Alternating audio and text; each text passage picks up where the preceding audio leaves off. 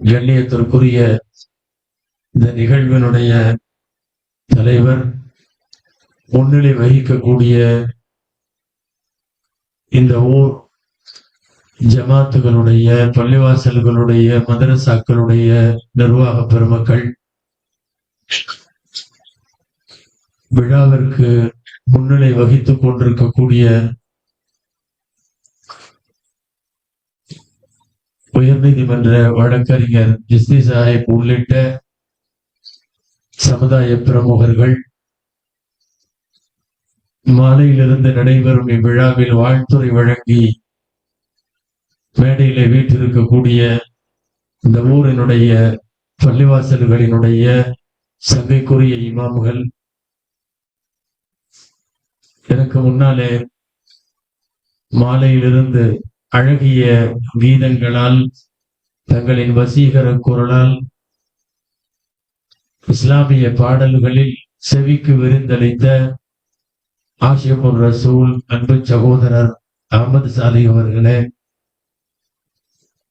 இன்னமும் தனித்தனியாக எல்லா பெயர்களையும் சொன்னால் நேரம் நீண்டுவிடும் என்பதால் நான் சுருக்கமாய் முடிக்கிறேன்.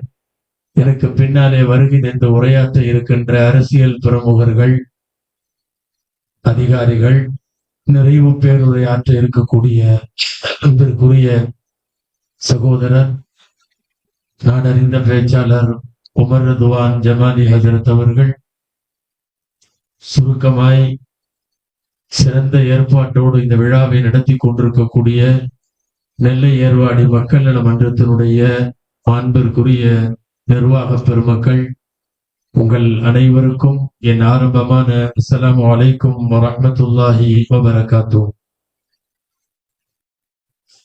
அல்லாஹுவின் பேரருளால்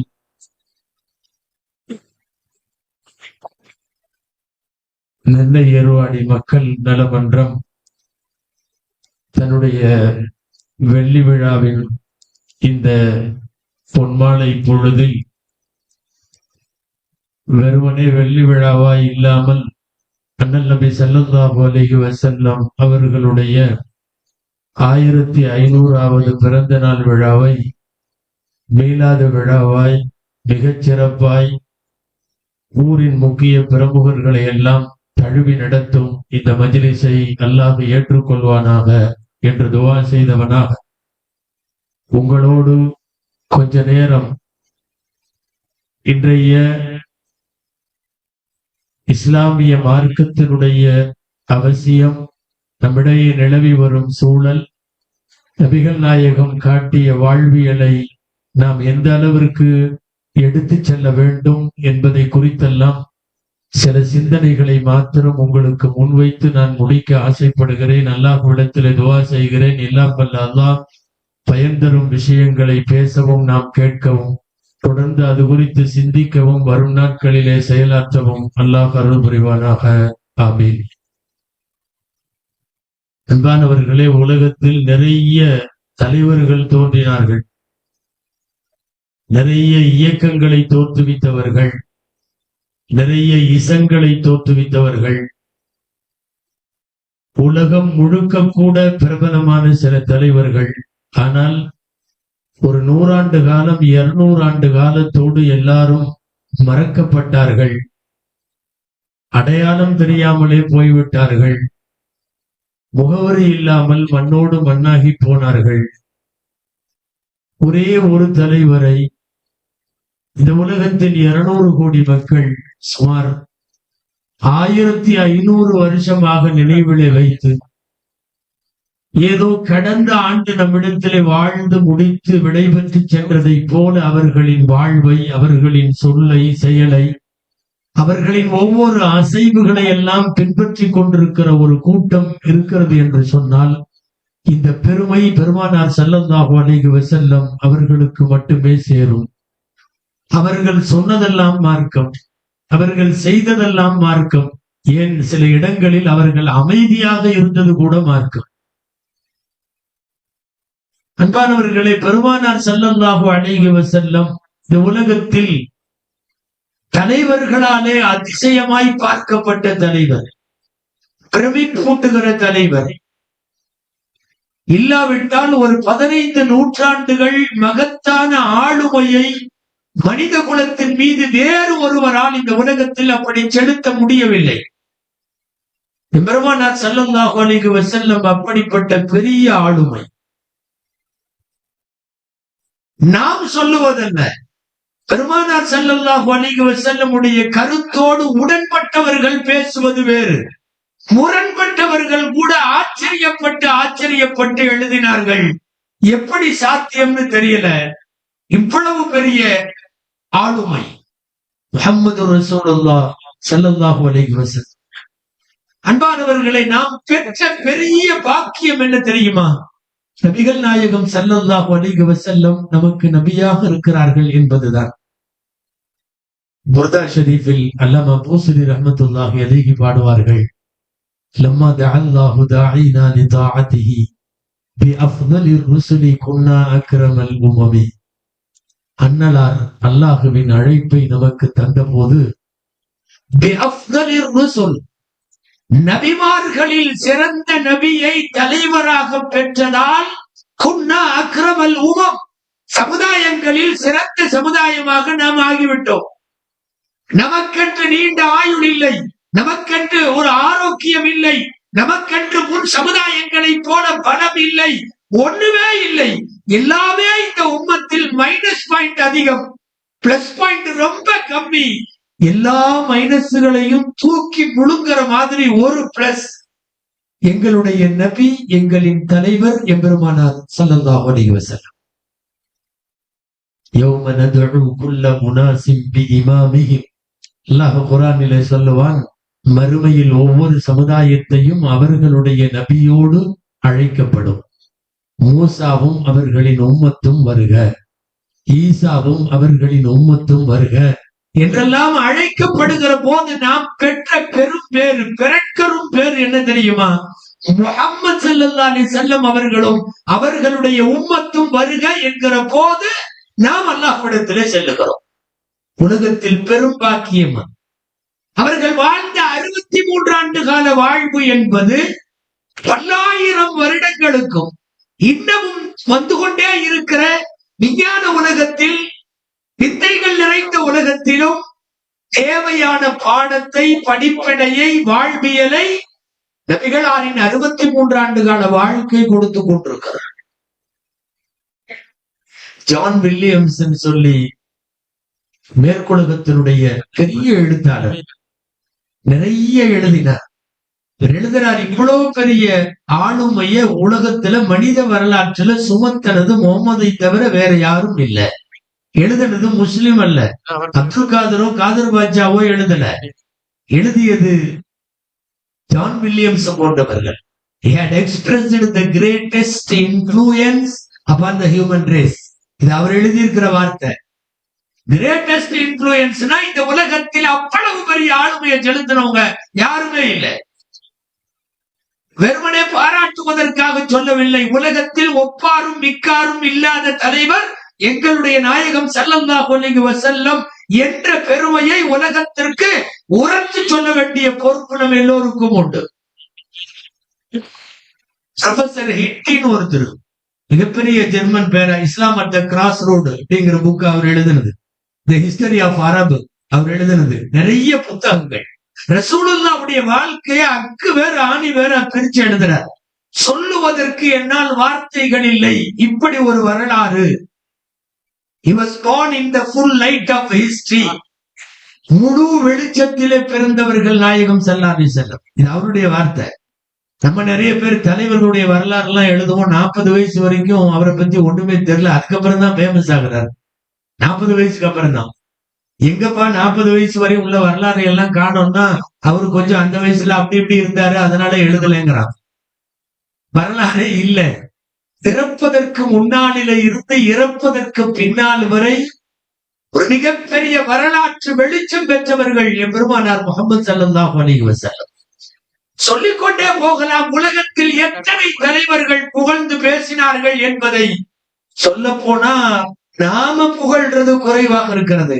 அவ்வளவு எழுதினார்கள் பெருமானார் ஸல்லல்லாஹு அலைஹி வஸல்லம் அவர்களை பற்றி.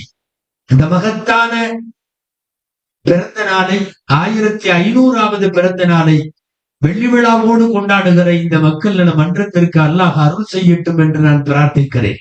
அன்பானவர்களே, நமது ஊரில் இளைஞர்கள் வளருகிறார், பருவ பெண்கள் அடுத்த தலைமுறை வளர்ந்து கொண்டிருக்கிறது.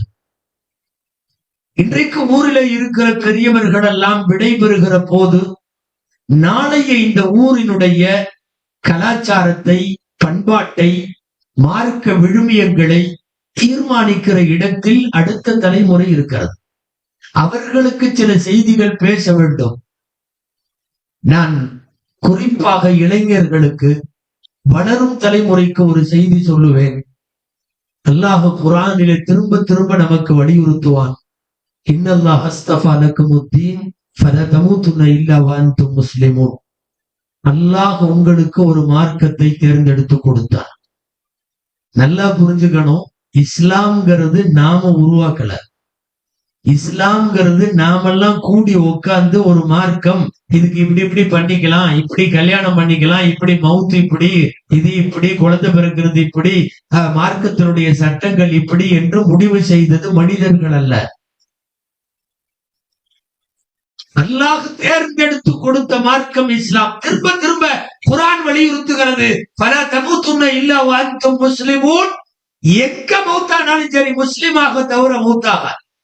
இந்த உலகத்தில் எத்தனை கோடிகள் கொட்டி கொடுத்தாலும் கைமாறு செய்யப்படாத மிகப்பெரிய தீனுல் இஸ்லாம் நம் கையில இருக்கிறது.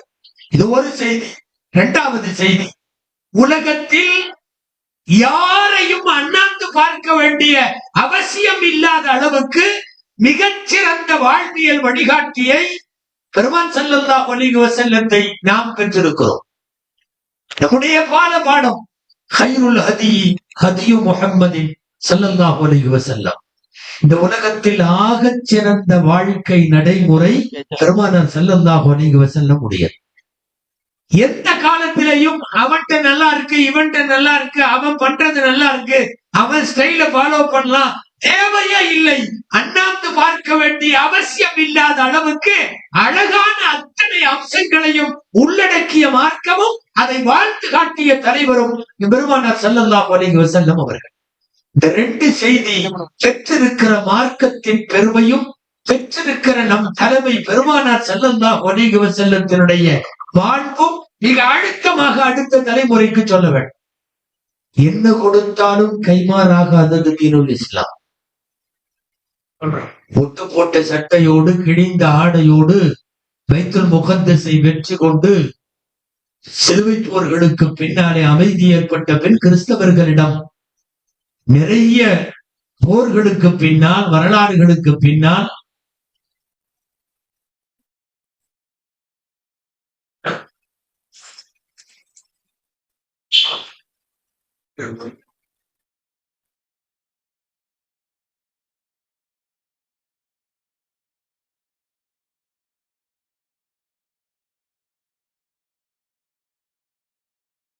பைத்துல் முகத்தஸுடைய சாவியை போய் உமர் ரலியல்லாஹு அன்ஹு வாங்க போறப்போ ட்ரெஸ் எல்லாம் ஒட்டு போட்டிருந்தது, கிழிஞ்சு இருந்தது.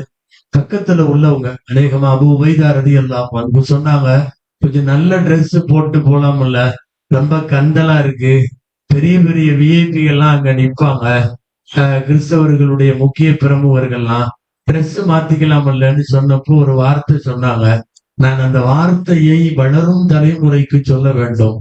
இன்னல்லாஹ அஅஸ்ஸனா பில் இஸ்லாம். அல்லாஹ் எனக்கு, நமக்கு இஸ்லாம் என்கிற கண்ணியத்தை கொடுத்திருக்கிறான். ஃபமஹ்மா நத்லுபுல் இஸ்ஸ பிகைரி மா அஅஸ்ஸனா அல்லாஹு அதல்லனா அல்லாஹ். உமர் ரலியல்லாஹுடைய வார்த்தை. இஸ்லாம் என்கிற கண்ணியத்தை கொஞ்சம் தள்ளி வைத்துவிட்டு வேறு ஏதாவது வழியில் நீ கண்ணியத்தை தேட முற்பட்டால் அல்லாஹ் உன்னை கேவலப்படுத்தி விடுவான். மார்க்கம் முக்கியமே ஒழிய புறத்தோற்றமும் மரியாதையும் அல்லவா பார்க்கலாம். உண்மை அதுதான். கத்தல் ஆடைகளோடு பெரிய பெரிய அரசவைகளுக்கு போன போது அவர்களை பார்த்து அஞ்சி நடுங்கிய எந்த எதிரியும் கூட இன்றைக்கு இருக்கிற மிடுக்கான அரபிகளை பார்த்து யாரும் பயப்படவில்லை. திரும்ப திரும்ப சொல்ல வேண்டும், மார்க்கம் தான் கண்ணியம். இந்த மார்க்கத்துல முழுசா இருக்கணும். நம்ம பிள்ளைங்க பசங்க எல்லாம் அடுத்த தலைமுறை கொஞ்சம் விலகிருமோ அப்படின்னு பயமா இருக்கு. குர்ஆன் திரும்ப திரும்ப சொல்லக்கூடிய ஒரு கருத்து என்ன தெரியுமா? இப்படி ஒரு ஆயத்து கூட உண்டு. உத்குலு ஃபிஸ்ஸில்மி காஃபா. முழுசா இஸ்லாத்துக்குள்ள வா. இங்க ஒரு காலு, அங்க ஒரு காலு. பள்ளிவாசலுக்கு போனா முஸ்லிமா இருக்கிறது, வெளியே வந்துட்டா வேற மாதிரி இருக்கிறது. பள்ளிவாசல்ல மட்டும் அல்லாஹ் ரசூல் இருக்கிற மாதிரி நினைச்சுக்கிறது. கடைக்கு போனா அல்லாஹ் இல்ல, குடும்பத்துக்கு போனா அல்லாஹ் இல்ல, பப்ளிக்ல பழகும் போது அல்லாஹ் ரசூல் இல்ல, பள்ளிவாசல்ல மட்டும் அல்லாஹ் ரசூல் இருக்கிற மாதிரி நினைக்கிறது. உத்குலு ஃபிஸ்ஸில்மி காஃபா. முழுமையாய் மார்க்கத்திற்குள்ளே வாருங்கள். இத கூப்பிடுறது அல்லாஹ் யார கூப்பிடுற தெரியுமா? காபிர்களை பார்த்தோ மத்தவங்களை பார்த்தோ கூப்பிடல. ஆயத்தே எப்படி வருது தெரியுமா? யா அய்யுஹல்லதீன ஆமனு துகுலு ஃபிஸ்ஸில்மி காஃபா. ஈமான் கொண்டவர்களே உள்ள முழுசா வாங்க. ஏன்னா நிறைய பேர் வெளியில இருக்கிறார்கள். இங்க ஒரு கால், அங்க ஒரு கால். இந்த கிராமங்கள்ல ஊர்ல ஒரு கதை சொல்லுவாங்கல்ல, வைக்கப்புள்ள வண்டி போயிட்டே இருந்துச்சான், பின்னாடி வைக்கப்புள்ள ஒருத்தர் உருவிட்டே போனாராம். நம்ம பசங்க கரும்பு லாரி போனா பின்னாடி உருவானது தெரியுமா? டிரைவருக்கே தெரியாம அவர் பாட்டுல அல்லான்னு வண்டி ஓட்டிட்டு போவாரு, இவன் பின்னாடி இருக்கிற கரும்பு எல்லாம் உருவிட்டே இருப்பான். அந்த மாதிரி வண்டி ஓட்டிட்டு வைக்கப்புள்ள வண்டி போயிட்டு இருக்குது. இவரு நல்ல தொழுகையாளி, 30-40 வருஷம் தொழுகிறவரு, ஆஜியாரு, வைக்கப்புள்ள உருவிட்டே இருந்தாராம். போறவன் பார்த்து கேட்டு, ஆஜியார் நீங்க எல்லாமா வைக்கப்புள்ள வண்டி போகுது, டிரைவருக்கே தெரியாம இப்படி பின்னாடி உருவுறீங்களே, நீங்க கரெக்டா பள்ளியாசல்ல போறப்ப தொழுகுவீங்களே, இத்தனை வருஷம் தொழுகையாளி, 2-5 வேற முடிச்சிருக்கீங்க அப்படின்னு எவனோ ஒருத்தர் கேட்டிருக்கான். அதுக்கு சொன்னாரு, இங்க வேற அங்க தொழுகிறதையும் இங்க இது பண்றதையும் குழப்பிக்காத. நீ பண்றது, நீ சொல்றது தப்பு. அங்க தொழுகிறது அல்லாவுக்காக தொழுகிறேன், இங்க வைக்கும்போது மாட்டுக்காக திருடுறேன். நீ ரெண்டையும் போட்டு கன்ஃபியூஸ் பண்ணிக்காத. இது கிராமத்துல என்னாச்சுன்னா ஒரு பழமொழியாவே ஆயிடுச்சு. தொழுகிறேன் அல்லாவுக்கு, வைக்கோல் திருடுறேன் மாட்டுக்கு அப்படின்னு சொல்லி ஒரு பழமொழி சொல்லுவாங்க. என்ன நான் சொல்ல வர்றேன் தெரியுமா?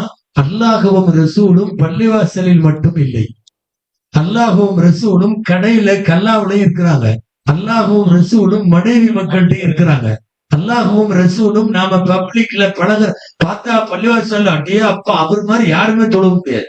அல்லாஹு அக்பர் தக்பீர் கட்டினார்னா எல்லா அஜத்தும் தோற்று போயிடணும். அந்த அளவுக்கு தொழுகுவார். வாங்கின கடனை கொடுக்கறது இல்ல, பக்கத்து வீட்டுக்காரன்ட்ட சண்டை, மனைவி மக்களை பூரா கொடுமைப்படுத்துறது, இப்படி வரிசையா சொல்லிட்டே போலாம். இது என்னன்னு அல்லாவுக்கு நல்ல உள்ளன்னு தெரியல. எல்லாத்துலயும் கெட்ட பேரு. நான் பள்ளியாசல்ல வர்றப்ப தக்பீர் கட்டிக்கிறேன்னா,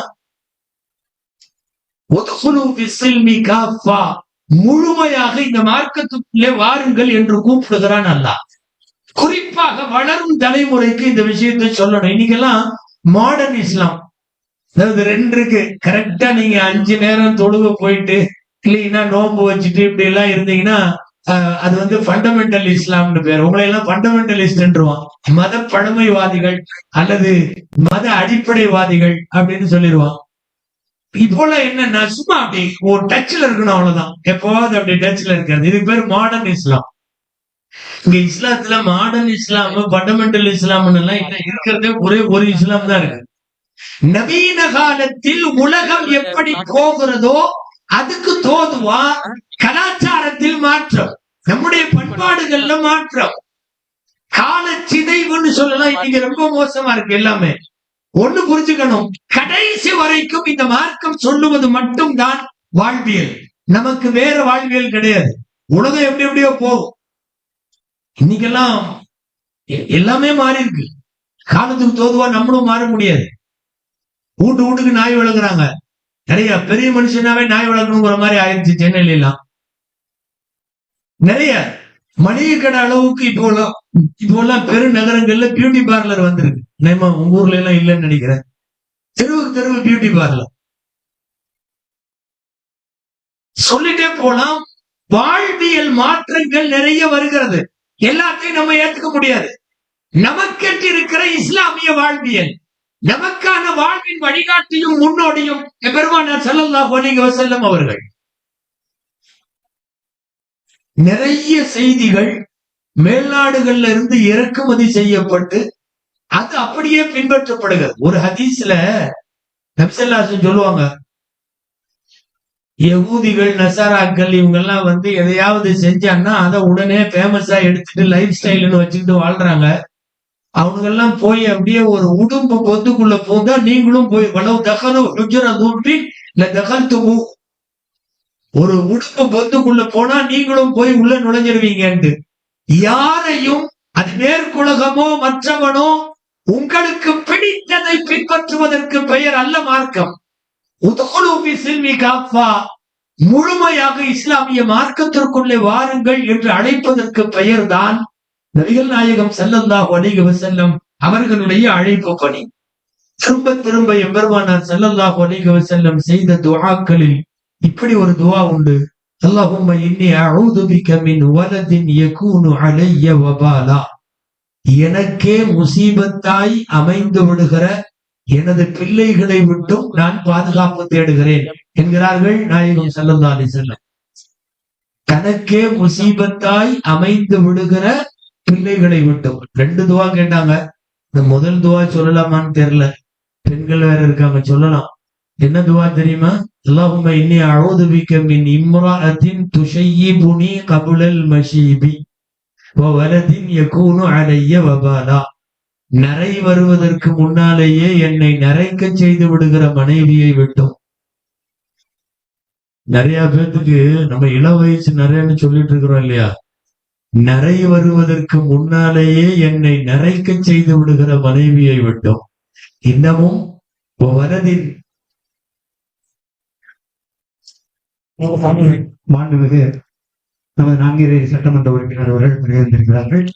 அவர்களை பதிவர வரவேற்கிறோம். வலதின் யகூனு அலைய வபாலா. எனக்கே முசீபத்தாய் அமைந்து விடுகிற பிள்ளைகளை விட்டும் யா அல்லாஹ் நான் உன்னிடத்திலே பாதுகாப்பு தேடுகிறேன் என்றார்கள். இப்போது வளரும் தலைமுறையை குறித்த பல்வேறு கவலைகள், அவர்களுடைய வாழ்வியல் மாற்றங்கள், அவர்களுடைய கலாச்சார சிதைவுகளை பார்க்கும் போது இந்த துஆ திரும்ப திரும்ப செய்ய வேண்டும். அன்பானவர்களே, பாரம்பரியம் முக்கியம். நமக்குன்னு இருக்கிற அந்த ஹெரிட்டேஜ்னு சொல்லுவாங்கல்ல, அதை பாதுகாப்பதும் பின்பற்றுவதும் முக்கியம். இப்ப இருக்கிற இளம் தலைமுறை என்ன நினைக்குதுன்னா, முன்னாடி உள்ளவன் பூராமே எல்லாமே முட்டாள் மாதிரி, வளரக்கூடிய இப்ப நாம மாத்திரம் அறிவுஜீவிகள் மாதிரி. இளம் தலைமுறைக்கு அப்படி ஒரு எண்ணம் இருக்கிறது. நல்லா பாதுகாக்க வேண்டும். எந்த பாடுபட்டாகிலும் நம்முடைய முன்னோர்களினுடைய பாரம்பரியமும் கலாச்சாரமும் நம்மிடத்தில் ஏற்கனவே இருந்து கொண்டிருக்கிற அந்த பண்பாடுகளும் பாதுகாக்கப்பட வேண்டும். ஹஜ்ஜுக்கெல்லாம் போறோமே, ஹஜ்ஜுல என்ன நடக்குன்னு கேக்குறீங்க? ஒரு இடத்துல ஓடுறோம், ஒரு இடத்துல சுத்துறோம். இதெல்லாம் என்ன தெரியுமா? அங்கு வாழ்ந்த முன்னோர்கள் செய்த செயல்களை மறவாமல் அடுத்த தலைமுறைக்கு கடத்துறதுக்கான வேலைதான் ஹஜ் யாத்திரை. ஹஜ் யாத்திரையில சிறப்பு அமலெல்லாம் இல்ல. நீங்க சுத்துறீங்கன்னா ஹஜ்ரத் இப்ராஹிம் அலைஹிஸ்ஸலாம், சஃபா மர்வால ஓடுறீங்கன்னு சொன்னா அன்னை ஹாஜரா அம்மையார், மினால அரபால முஸ்தலிஃபால போய் தங்குறீங்கன்னா என் பெருமானார் ஸல்லல்லாஹு அலைஹி வஸல்லம். ஹஜ் என்பது உனக்கு முன்னால் வாழ்ந்தவர்கள் இப்படி எல்லாம் செய்தார்கள், நீயும் அதே மாதிரி செய்யணும் என்று முன்னாலே வாழ்ந்த பாரம்பரியத்தையும் அந்த பரம்பரை பெருமையையும் அடுத்த தலைமுறை எந்த காலத்திலேயும் விடக்கூடாது என்பதற்காக அல்லாஹ் ஆண்டுதோறும் நடத்துகிற வகுப்பு தான் ஹஜ் யாத்திரை என்பது. நண்பர்களே, குர்ஆன்ல 2வது ஜுஸுல ஒரு நிகழ்ச்சி வருது. நான் முழு நிகழ்ச்சியும் சொல்லல, சுருக்கமா 2 வரி மட்டும். ஒரு கொடுங்கோல் அரசனை எதிர்த்து மக்கள் போராடுகிறார்கள். அப்ப போராடுகிற போது அல்லாஹ் ஒரு தளபதி தருகிறான். நீ இவர்கள் தலைமையில நீங்க போய் போர் செய்யலாம். அவர்கள் போருக்கு போகிற போது இவர்களை நாங்கள் தளபதி என்று ஏற்க ஏதாவது ஒரு அத்தாட்சி கொடுன்னு கேட்டாங்க. இவருதான் பெரிய தலைவர், இவரு கீழே தான் நாங்க போகணும்னு.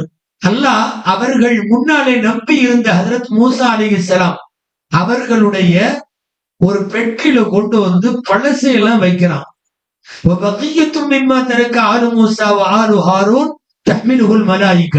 வானவர்கள் அதை சுமந்து கொண்டு அந்த பெட்டியை வைக்கிறார்கள். உள்ள என்ன இருந்துச்சு தெரியுமா? மூசா அலைஹிஸ்ஸலாம் அவங்க ஜீவிய காலத்துல பயன்படுத்திய செருப்பு, அவங்க போட்டிருந்த சட்டை. நான் சொல்றது குர்ஆன்ல இருக்கு, ஏதோ அம்பளி மாமா கதை நினைச்சுக்காதீங்க. குர்ஆன்ல இருக்கிற செய்தி. சட்டை இருக்கு, செருப்பு இருக்கு. அவருக்கு தௌராத் வேதம் வழங்கப்பட்ட போது கொடுத்த பலகைகள்ல 1, 2, 3 துண்டு பலகை இருந்துச்சு. ஹஜ்ரத் மூசா அலைஹிஸ்ஸலாம் பயன்படுத்திய கைத்தடி இருந்தது. இதெல்லாம் அந்த பெட்டியில வச்சு கொண்டு வந்து மலக்குகள் வைக்கிறார்கள். அந்த பெட்டியை இந்த மக்கள் சுமந்து செல்லுகிறார்கள். குர்ஆன் சொல்ல வர்றது என்ன தெரியுமா?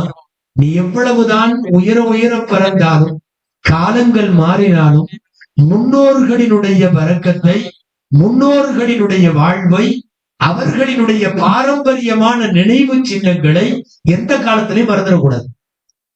நம்ம மார்க்கத்துக்குன்னு ஒரு பாரம்பரிய பெருமை இருக்கிறது. இந்த மண்ணுக்குன்னு ஒரு பெருமை இருக்கிறது அல்லவா? இந்த ஊர்னா இப்படிதான் லேடிஸ் எல்லாம் இப்படி இருப்பாங்க. இந்த ஊர்ல உள்ள பள்ளிவாசல்கள் இந்த அமைப்புல இருக்கும். இந்த ஊர்ல உள்ள முஸ்லிம்கள் இப்படி எல்லாம் வாழுவாங்க என்றுதானே வர வேண்டும்.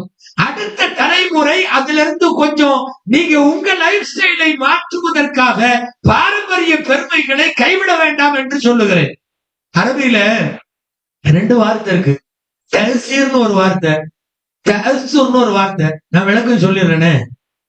நம்மை பார்த்து யாராவது தன்னை மாற்றிக்கொண்டால் நாம் அவர்களின் மீது தாக்கத்தை ஏற்படுத்தினோம்னு அர்த்தம்.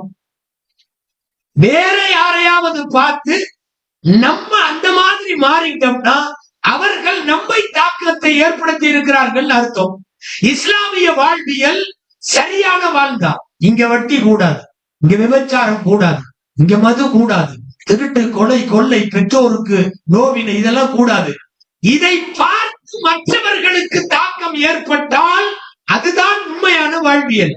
அதை விட்டுட்டு எவனோ ஒரு நடிகை அல்லது யாரோ ஒரு ஸ்டாரு, அவனை நான் பின்பற்றேன், அப்படியா இப்படியான்ட்டு போறதெல்லாம் சரி இருக்காது இல்லையா? நான் அரசியல் பேசல. எந்த அடிப்படையில் அவர்களெல்லாம் உங்களுக்கு முன்மாதிரிகள்? எந்த அடிப்படையில் உங்களுடைய லைஃப் ஸ்டைலை தீர்மானிக்கிற அளவுக்கு அவர்கள் அப்படி ஒரு சுத்தமான வாழ்க்கை வாழுபவர்களா? யோசிக்க வேண்டும் அன்பானவர்களே. நான் பேசுற இந்த நேரம் நான் முழு அரசியலுக்குள்ள போறதா நீங்க நினைக்க கூடாது. யார் யாருக்காகவும் எங்கெங்கேயோ போய் நின்று படாத பாடுபட்டு நிறைய இங்க முஸ்லிம் பெண்கள் புர்காக்களோடு அமைஞ்சிருக்காங்க. வேதனையோட ஒரு புர்காவை சமீபத்துல சோசியல் மீடியால பார்த்தோம். என் புருஷனை விட எனக்கு இவரை தான் பிடிக்குங்கிறா. உங்களுக்கே தெரிஞ்சிருக்கும். போய் நின்னு என் புருஷனை விட எனக்கு இவரை தான் பிடிக்கும். நான் பெத்த பிள்ளையோட காலையில இருந்து தண்ணி இல்லாம வந்து நிக்கிறேன். கண்ணால அவரை பார்த்துட்டா திரும்பி போயிருவேன். என்னோட 16 வருஷ ஆசைங்கிறா. என்னமோ அல்லாஹ் ஜன்னத்துல் ஃபிர்தௌஸை காட்டின மாதிரி. அல்லாஹு அக்பர். அன்பானவர்களே, நமக்கென்று இருக்கக்கூடிய மரியாதை, நம்முடைய மார்க்கம் வழங்கி இருக்கிற கண்ணியம், இதெல்லாம் ஒரு யாராவது ஒரு நடிகன் அல்லது யாராவது ஒரு கிரிக்கெட் ஸ்டார் அல்லது யாராவது ஒரு பல்வேறு கூத்துகளை செய்பவர்கள் எப்படி முன்மாதிரியாக முடியும்? நம்முடைய ரோல் மாடலுக்கு பெயர் முஹம்மது நபி ஸல்லல்லாஹு அலைஹி வஸல்லம். முதல் தலைமுறை சஹாபாக்களான முன்னோடிகள், அவர்கள் தான் நம் வாழ்வின் லைஃப் ஸ்டைலை தீர்மானிப்பவர்கள். இவன் யாராவது ஒரு படம் பார்க்கிறான், திடீர்னு எல்லா பையனும் தாடி வைக்கிறான் ஊர்ல. என்னடான்னா படத்துல தலைவர் தாடி வச்சுட்டாருங்கிறான். திடீர்னு அடுத்த வாரம் எல்லாரும் எடுத்துறான். என்னடான்னா தலைவர் நம்மால எடுத்துட்டாருங்கிறான். உன்னை தீர்மானிப்பது யார்? உன்னை வழி நடத்துகிற அளவுக்கு அவர்களுடைய வாழ்க்கை சரியாக இருக்கிறதா என்பதெல்லாம் யோசிக்கப்பட வேண்டும் அல்லவா? தயவு செய்து நான் அடுத்த தலைமுறைக்கு சொல்லுகிறேன். முன்னோர்களும் பெரியவர்களும் காட்டி தந்த அழகிய வாழ்வியலை ஒருபோதும் நீங்கள் விட்டு விடாதீர்கள். குறிப்பாக தீனுல் இஸ்லாமை விட்டு விடாதீர்கள்.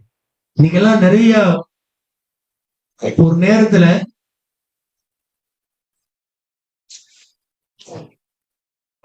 நம்முடைய இஸ்லாமிய திருமணங்களுக்குன்னு சொல்லி கொஞ்சம் அந்த பசங்களை அமைதிப்படுத்துங்களேன். இன்னும் கொஞ்ச நேரம் முடிக்க போறேன். நிறைய சொல்ல வேண்டும்.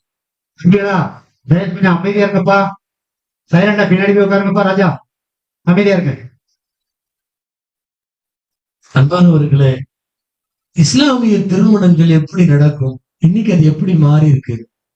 நான் ஒவ்வொரு சப்ஜெக்டுக்குள்ளேயே பூந்தா ரொம்ப நேரம் ஆயிரும். அரசியல் பிரமுகர்கள், எம்எல்ஏ, எம்பி எல்லாம் வந்துட்டாங்க. அதனால சுருக்கமா நான் முடிச்சிருவேன். இப்போ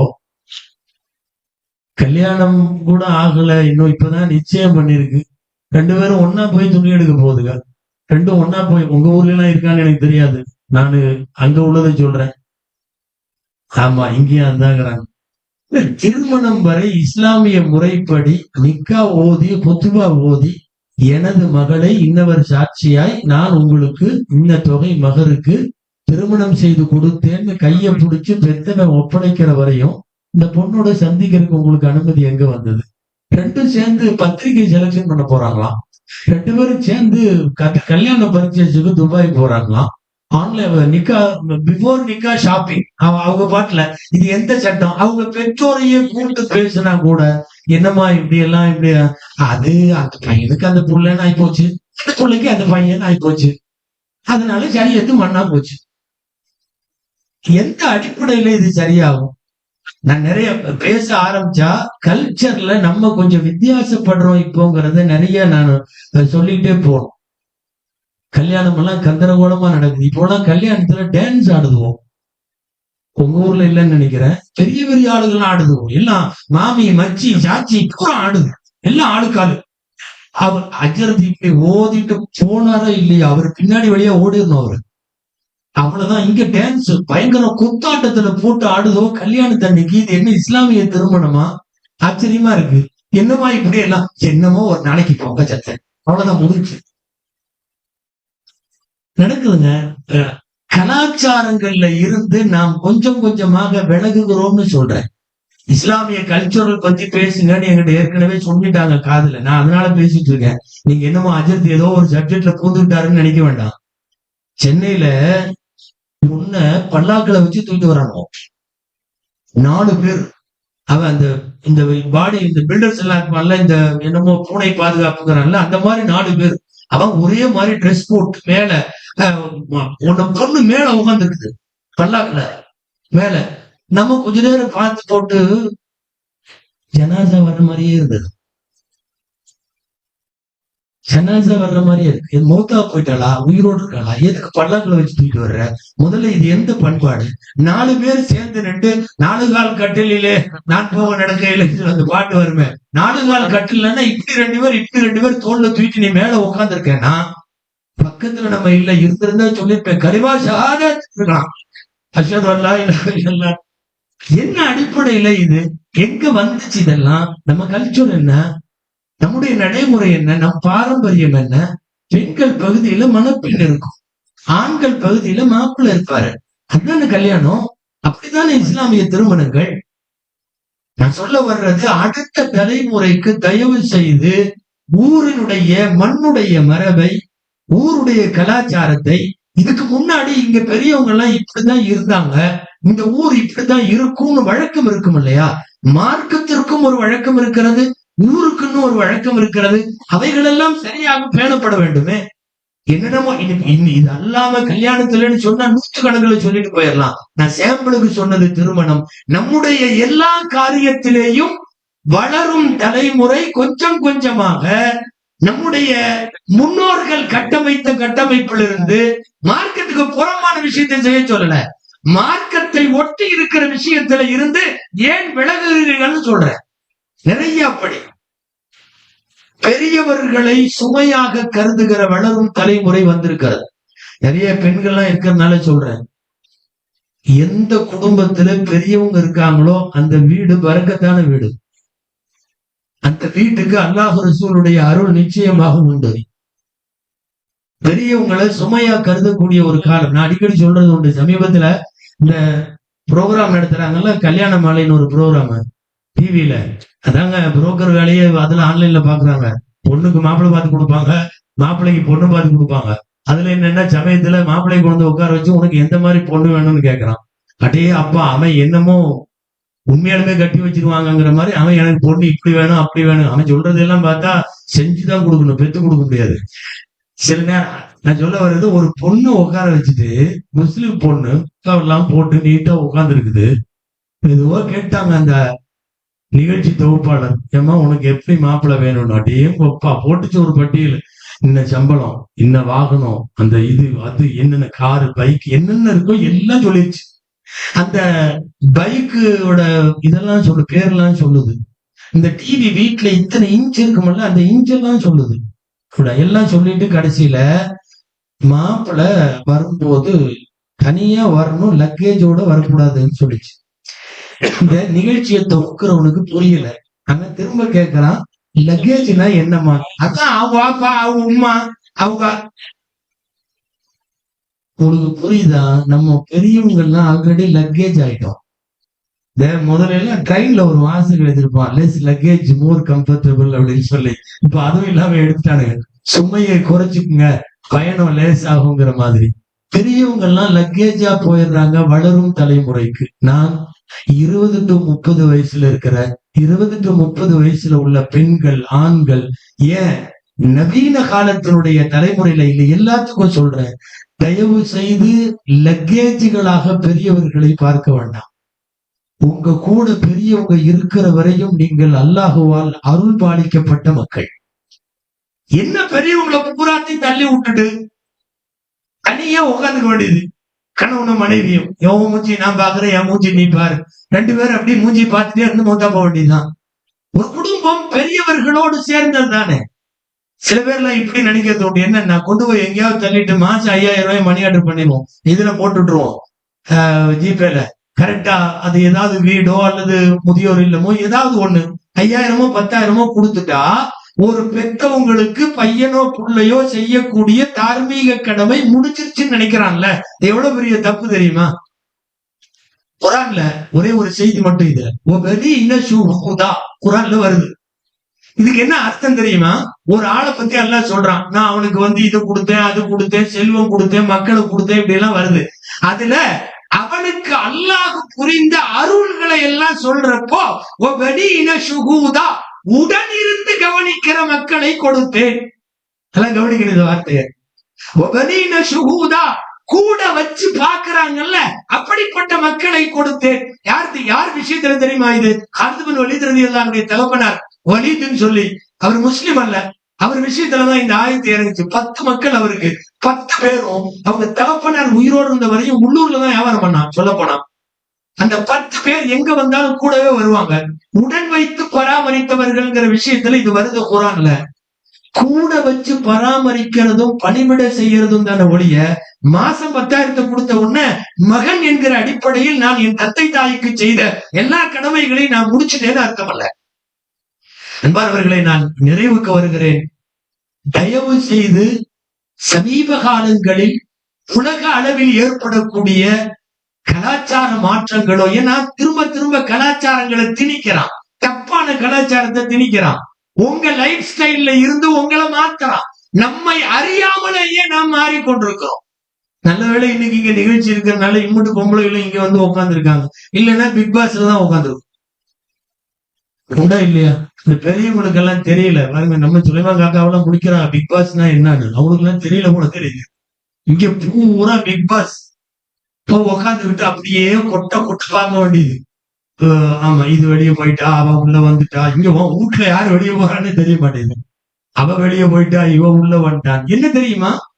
குட்டப்பாவாடை அணியக்கூடிய பெண்கள், ஸ்லீவ்லெஸ் அணியக்கூடிய பெண்கள், கால் மேல் கால் போட்டு 10 பேருக்கு முன்னாலே அமரக்கூடிய பெண்கள், ஆண் பாய் ஃப்ரெண்ட், அந்த பாய் ஃப்ரெண்டு கூட தோளிலே சாய்ந்து கொண்டு சம்பந்தமே இல்லாதவனோடு கொஞ்சம் குடும்பத்தோடு அமர்ந்து பார்க்க முடியாத அளவுக்கு உள்ள காட்சிகள். இந்த பிக் பாஸ் ஏதோ தமிழ்நாட்டுல மட்டும் இருக்குன்னு நினைக்க வேண்டாம், இந்தியா ஃபுல்லா இருக்குல்ல, வேர்ல்ட் வைடு இருக்கு, உலகம் பூரா இருக்கு. பிக் பாஸ் என்பது ஒரு கருத்தியல். வேணா இங்க யாராவது ஒரு நடிகர் அதுக்கு பொறுப்பெடுத்து நடத்திட்டு இருக்கலாம். உலக அளவில் மிகப்பெரிய மீடியாக்களின் பின்னணியில் இயக்கப்படுகிற இது என்ன ஐடியாலஜிக்கல் சொல்லுவாங்க, ஒரு கருத்தியல். சொல்ல ஐடியாலஜிக்கல் வயலன்ஸ் சொல்லணும், கருத்தியல் வன்முறை எல்லா இடத்துலயும். என்ன தெரியுமா? இப்படி எல்லாம் ட்ரெஸ் போட்டா தப்பு இல்ல, இப்படி கால் மேல காலை போட்டு பெரியவனுக்கு முன்னாடி உட்காந்தாலும் தப்பு இல்ல, அப்படியே ஊர் சுத்தினாலும் தப்பு இல்ல, யாரு கூட வேணாலும் பசங்க பிள்ளைய கூட ஜாலியா அப்படியெல்லாம் இருந்துக்கலாம். இதையெல்லாம் ஏன் பெருசு பண்றீங்க? நம்ம கல்ச்சர் மீது விழக்கூடிய பலத்த அடி இது, மிகப்பெரிய தாக்குதல் இது. பாரம்பரியத்தை வீழ்த்தாட்டக்கூடிய மோசமான தொடர்கள்ல தான் பிக் பாஸ் எல்லாம். நான் வெறுமனே பர்டிகுலரா பிக் பாஸ் மாத்திரம் பேசுறதுக்காக இங்க வரல. கருத்து ரீதியாக நாம் நாலா பக்கமும் ஊடகங்களால் நமது கோட்டில இருந்து விலகுவதற்கு நாம் திணிக்கப்படுகிறோம். நம்மை அறியாமலேயே அந்த எண்ணம் என்ன ஆகும் தெரியுமா? இப்படி பார்த்துக்கிட்டே இருக்கிறவங்களுக்கு உங்க ஏர்வாடி தெருவுல அப்படி ஒரு பொண்ணு நடந்து போறப்போ, அந்த ட்ரெஸ்ல போறப்போ வித்தியாசமா காலப்போக்குல தெரியாது. அதான் எல்லா பக்கம் நடக்குது அப்படிங்கிற மாதிரி வந்துடும். இந்த கருத்தியல் எந்த காலத்திலேயும் நமக்கு கொடுக்கிற போது மாறிவிடக் கூடாது என்பதற்காக சொல்லுகிறேன். அன்பானவர்களை, காலம் மாறலாம். இவெல்லாம் திருமண வாழ்க்கையை கூட கேள்விக்குறியாக்கி ஏன் பேச்சுலர்ஸா வாழ்ந்துட்டு போனா என்னங்கிற அளவுக்கு மேற்குலகம் மாறிக்கொண்டிருக்கிறது. நான் மீண்டும் துவக்கத்திலே சொன்னதையே சொல்லுகிறேன். மார்க்கத்துக்குன்னு சொல்லி ஒரு பாரம்பரிய பெருமை, ஒரு கலாச்சாரம் இருக்கிறது. அல்லாஹ் ஈமான் கொண்டவர்களை, முஸ்லிம்களை பார்த்து சொல்லுகிறான், நீங்கள் இஸ்லாத்திற்குள்ளே வாருங்கள். எந்த காரணத்தை கொண்டும் ஒரு முஸ்லிம் தன் இஸ்லாமை இழக்க முடியாது, இழக்க கூடாது. இன்னைக்கு பேசினா கான்ட்ரவர்சியல் ஆயிரும். நிறைய பேர் இந்த லவ் அது இதுன்ட்டு போறவங்க எல்லாம் சமயங்கள்ல மார்க்கத்தை துறக்கிறார்கள். இதையெல்லாம் வேண்டான்னு சொல்லி மார்க்கத்தை விட்டு விடாதீர்கள்னு பேசினா நம்மள பழமைவாதிகள்ங்கிற மாதிரி ஆக்கிடுறான். இவங்க எல்லாம் ஃபண்டமெண்டலிஸ்ட்ங்கிற மாதிரி ஆக்கிடுறான். உயிரே போனாலும் நாம் விட முடியாத பற்றுதல் கொள்ள வேண்டிய விஷயம் தீனுல் இஸ்லாம். தீனுல் இஸ்லாம். எங்க ஊர்ல சில பேர் அப்படி போயிட்டாங்க, எங்க ஊர்ல சில பேர் இப்படி போயிட்டாங்க அப்படின்னு நான் வேற வேற ஊர்கள்ல, இங்க யாரும் சொல்லல இது வரைக்கும் என் காதுல, நான் வேற ஊர்கள்ல சொல்றேன். வேறு இடங்களில் காதுல விழக்கூடிய அந்த சப்தம் அது ரொம்ப ஆபத்தானது. மார்க்கத்திற்கு ஒரு பெண் மீது கொண்ட அன்போ காதலோ அல்லது உனக்கு வரக்கூடிய எந்த வருவாயோ பணமோ உன் மார்க்கத்தை விட அது பெரிது என்கிற அளவுக்கு வருமானால் எவ்வளவு மோசமான ஒரு சீர்கேட்டில் நம்முடைய இளைய சமுதாயம் இருக்கிறது என்பதை எண்ணி பார்க்க வேண்டும். தயவு செய்து வளர்ந்த தலைமுறைக்கு முதல்ல இதையெல்லாம் சொல்லிக் கொடுத்து வளர்க்க. ரொம்ப லக்ஸரியா வளர்த்தா மட்டும் பத்தாது. செருப்பை போட்டுக்கிட்டு, இந்த ஹவாய் செருப்பு ஒண்ண போட்டுக்கிட்டு ஒரு ரம்ஜானுக்கு செருப்பு வாங்கினா அடுத்த ரம்ஜானுக்கு தான் செருப்பு. இடையில பிச்சு போனா பின்னூசியை குத்தி அப்படியே அட்ஜஸ்ட் பண்ணி ஓட்டிட்டு இருந்த காலமெல்லாம் இங்க உட்காந்துருக்காங்க இந்த பெரியவங்க எல்லாம். இன்னைக்கெல்லாம் நம்முடைய வளரும் பிள்ளைகள் ரொம்ப லக்ஸரியா வாழுது, ரொம்ப சுகபோகமா வாழுது. முறை மாதிரி ஒவ்வொன்றும் மொபைல் வச்சிருக்குது. 1 லட்சம் ரூபா 1.5 லட்சம் ரூபா மொபைல், லேப்டாப், பெண் என்ன கேட்டாலும் தரப்படும். நிலைமை என்ன ஆச்சு தெரியுமா? கண்டதையும் கனிவு என்ற பெயரில் கண்டிப்பே இல்லாமல் சுகபோகமாய் வளர்க்கப்படக்கூடிய இந்த பிள்ளைகள் புகுந்த வீட்டுல போய் சின்ன கஷ்டம் இருந்தாலும் அட்ஜஸ்ட்மெண்ட் மனோபாவத்தோடு அவர்களால் வாழ முடியவில்லை. வேகமா தலாக்கு. உங்களுக்கு தெரியும், இன்னைக்கு நீதிமன்றத்துல, சிவில் கோர்ட்டுகள்ல, குடும்ப விஷயங்களை விவாதிக்கிற வழக்காடு மன்றங்கள்ல, ஜமாத்துகள்ல, பஞ்சாயத்துகள்ல எல்லா இடத்துலயும் இம்மிட்டு ஃபைல் இருக்கு. என்ன தெரியுமா? எல்லாம் டிவோர்ஸ். அவர்கிட்ட இருந்து என்னைய வாங்கி கொடுங்க அப்படின்னு இந்த பொண்ணு கொடுத்துருக்குது, அல்லது அந்த பொண்ணுகிட்ட இருந்து எனக்கு விலை கொடுங்க இவன் கொடுத்துருக்கிறான். இவ்வளவு ஃபைல் எல்லா பள்ளிவாசல்லையும் இருக்கு, எல்லா கோர்ட்லயும் இருக்கு, எல்லா பஞ்சாயத்துலயும் இருக்கு. ஆனா எடுத்து பாருங்க. நான் தயவு செய்து குறை சொல்றேன்னு நினைக்காதீங்க. விண்ணப்பிச்சிருக்கிற எல்லா பையனும் 20, 25, 30, 35 வயசுக்காரன். நீ சொல்லிக்கிற நாங்கெல்லாம் இந்த ஜெனரேஷன் ரொம்ப படிச்சவங்க, நாங்க அப்படி இப்படி எங்களுடைய சிவிலைசேஷன் என்னென்னமோ சொல்றிய. யாரு படிச்சவங்க? பல்வேறு கஷ்ட நஷ்டங்களோடு நம்முடைய தாத்தாவும் பாட்டியும் நன்னாவும் நன்னியும் நம்முடைய உம்மம்மாவும் ஆப்பம்மாவும் வாழ்ந்துட்டு இருக்காங்களே, எத்தனை கஷ்டங்களோடு. அவங்க படிச்சாங்களா? நீ படிச்சியான்னு தெரியல. சுகபோகத்தில் வளர்த்து ஆளாக்கப்படுகிற பிள்ளைகளினுடைய மிகப்பெரிய மைனஸ் பாயிண்ட் இன்னைக்கு என்ன தெரியுமா? போய் வாழக்கூடிய இடங்களில் அவர்களால் சின்ன கஷ்டத்தை கூட பொறுத்து கொள்ள முடியல. அதை விட மெயின் என்ன தெரியுமா? சின்ன கஷ்டம் வந்தாலும் நீ வந்துருமாங்கிறான் இவன் தகப்பேன். இவனை என்ன பண்றதுன்னு தெரியல. ஆமாங்க, அது இந்த வாரம் இப்படி ஆயிடுச்சு. சின்னது முதல்ல எல்லாம் மருமக அவங்க அம்மா வீட்டுக்கு பேசுறதுக்கு வழி இல்லை. இப்போ எல்லாம் சட்னியில உப்பு இல்லைன்னா உடனே போன் போகுது, மாமி உப்பு போட மறந்துருச்சு அப்படின்னு தகவல். உடனே அங்கிருந்து போகணும். சின்ன பிரச்சனை வந்தாலும் நீ வந்துருமா, நான் பாத்துக்கிறேன் உன்னைய. இதெல்லாம் நல்ல தகப்பனே இல்லை. முதல்ல அதை தெரிஞ்சுக்கணும். சுகபோகத்திலே பிள்ளைகளை வளர்ப்பதற்கு ஒரு அளவு இருக்கிறது. நான் நிறைய சொல்லணும். வளரும் தலைமுறை நிறைய கெட்டு போயிருக்கிறது இந்த விஷயத்தில். எனவே நான் நிறைவுக்கு வருகிறேன். கடைசியா வேண்டுகோள், தயவு செய்து உங்கள் வீடுகளில் வளர்கிற இளம் பிள்ளைகள், அடுத்த தலைமுறையினர், இவர்களுக்கு மார்க்கத்தையும் சொல்லிக் கொடுங்க. நம்ம குடும்பங்களுடைய, ஊருடைய, மண்ணுடைய மரபையும் பாரம்பரியத்தையும் சொல்லித்தாங்க. இந்த கோட்டுகளை விட்டு எந்த காலத்திலையும் நீ நகரக்கூடாதுன்னு சொல்லுங்க. அப்பதான் இதே இன்றைக்கு இருக்கக்கூடிய வெண்மையான தாடி வைத்தவர்களும் 70 வயதுக்கு மேல் உள்ளவர்களும் விடைபெறுகிற போது அடுத்த தலைமுறையில் இந்த ஊரோ அல்லது இந்த ஊருடைய பழக்கமோ உருமாற்றமாகாமல் காப்பாற்றப்பட வேண்டும் என்றால் நம் தலைமுறைக்கு இந்த விஷயங்களை எல்லாம் சொல்லித்தர வேண்டும். எல்லாம் வல்ல அல்லாஹ்விடத்திலே துஆ செய்வோம். அல்லாஹ் ஜல்ல ஷானுஹு தஆலா நம் கலாச்சாரத்தை, நம் பாரம்பரியத்தை பாதுகாத்து தருவானாக. நம்முடைய குடும்பங்களிலிருந்து, சமுதாயங்களில் இருந்து வரக்கூடிய அடுத்த தலைமுறை எந்த வகையிலேயும் மினுமினுப்பாய் தெரிகிற, பளபளப்பாய் கண்ணுக்கப்படுகிற எந்தவித அனாச்சாரங்களுக்கு பின்னாலே போகாமல் மார்க்க நெறிகளோடும் நம்முடைய குடும்ப பெரியவர்கள் காட்டி தந்த நல் வழிகளோடும் வாழுவதற்கு அல்லாஹ் அருள் புரிவானாக. இந்த நல்ல வாய்ப்பை ஏற்படுத்தி தந்த ஏர்வாடி மக்கள் நல மன்றத்தின் அங்கத்தினர்கள், சகோதரர்கள் அத்தனை பேருக்கும் ஜஸாகுமுல்லாஹு கைரா என்கிற நன்றியை சொல்லி நல்ல வாய்ப்பிற்கு மீண்டும் நன்றி கூறி விடைபெறுகிறேன். வாஹிர் தஅவானா அல்ஹம்துலில்லாஹி ரப்பில் ஆலமீன். அஸ்ஸலாமு அலைக்கும் வரஹ்மத்துல்லாஹி வபரகாத்துஹு. எங்களின் பாவம் நீங்கிடச் செய்.